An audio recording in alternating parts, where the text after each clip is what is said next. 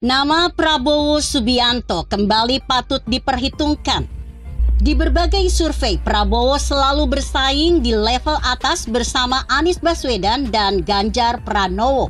Hal inilah yang membuat peluang besar bagi Prabowo di Pilpres 2024. Apalagi di beberapa kesempatan Jokowi menyatakan dukungannya kepada mantan rivalnya itu.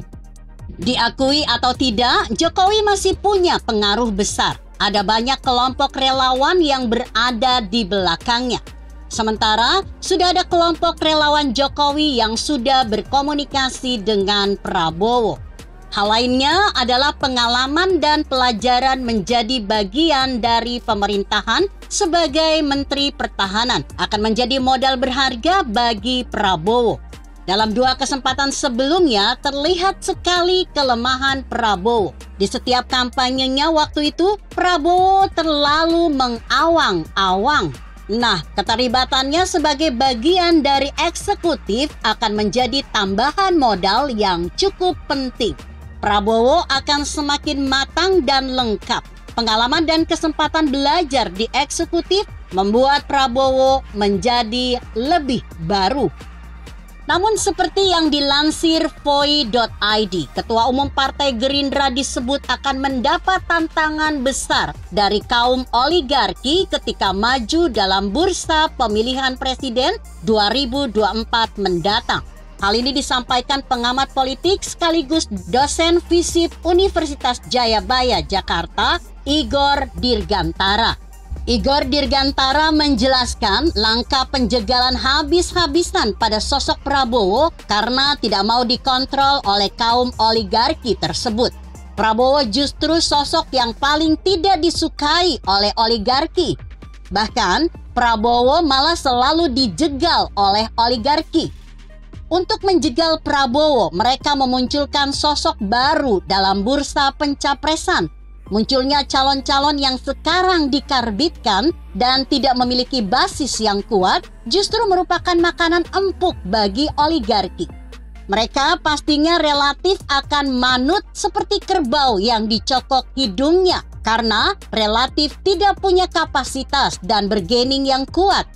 Oligarki bisa membeli dan mengatur calon-calon yang baru sebagai boneka.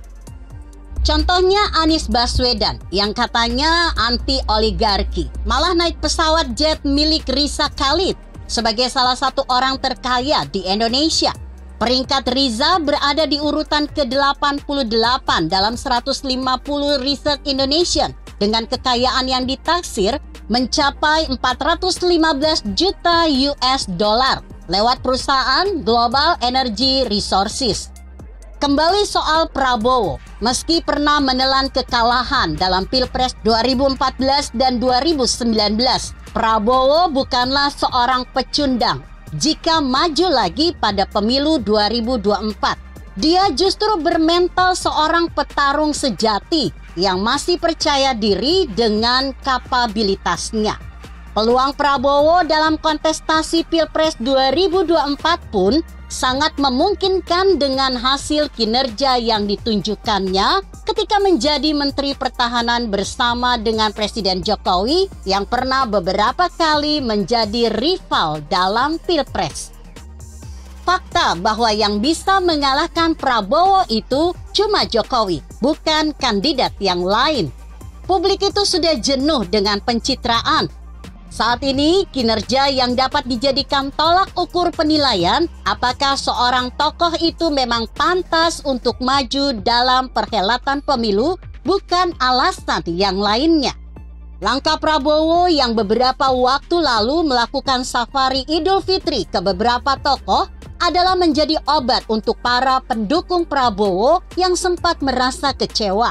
Pasalnya, realitas menunjukkan bahwa pada kontestasi pemilu, semua kandidat yang maju tetap akan didukung oleh komunitas Muslim.